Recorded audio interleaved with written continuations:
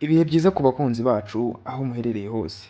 Tubahaye ikaze ku biganiro byacu by'amategeko yo mu gihugu cy'u Rwanda.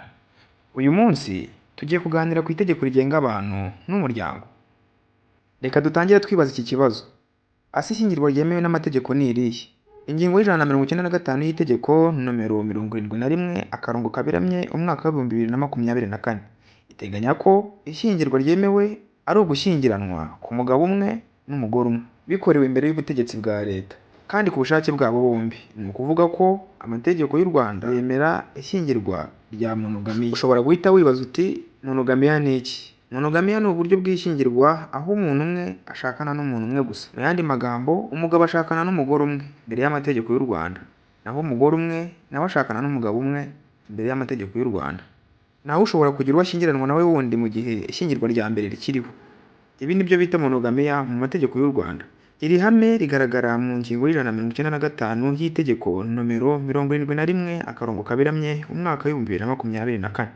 Ariko se buriya ninde wemerewe gukorerwa rino shyingirwa imbere y'ubuyobozi bwa leta nk'uko tubikesha rino tegeko ry'abantu n'umuryango? Mbahaye ikaze muri kino kiganiro cyo gusobanukirwa rino tegeko.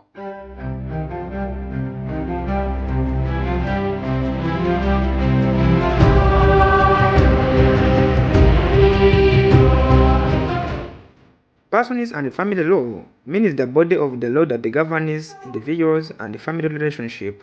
In simple words, it is the law that explains who a person is legally, how people form families, and what rights and duties family members have. Itegeko rigenga abantu n'umuryango ni ishami ry'amategeko rigenga umuntu ku giti cye n'imibanire y'abantu mu muryango.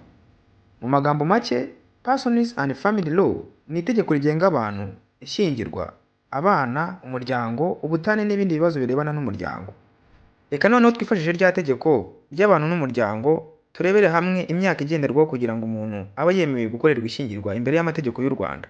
Turebeye hamwe mu ngingo y'197 ni ingenzi cyane mu gika cya mbere. Igika cya mbere giteganya ko nibura imyaka yo gushyingirwa ari imyaka 21.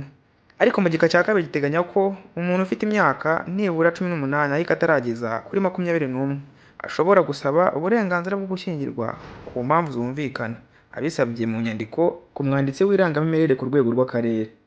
Reka tugaruke kuri izo mpamvu zumvikana. Ase izo mpamvu zumvikana bivuze iki? Itegeko rikoresha ijambo impamvu zumvikana, ariko ntirutanga urutonde rurerure ruvuga ngo ni izo mpamvu zonyine. Niyo mpamvu ikibazo gisuzumwa hakurikijwe ibihe by'umuntu n'ubusabe bwe. Ubushakashatsi ku itegeko rishya nabwo bugaragaza ko iri jambo ridafite ubusobanuro ryashyizwe ku rutonde mu ngingo ubwayo.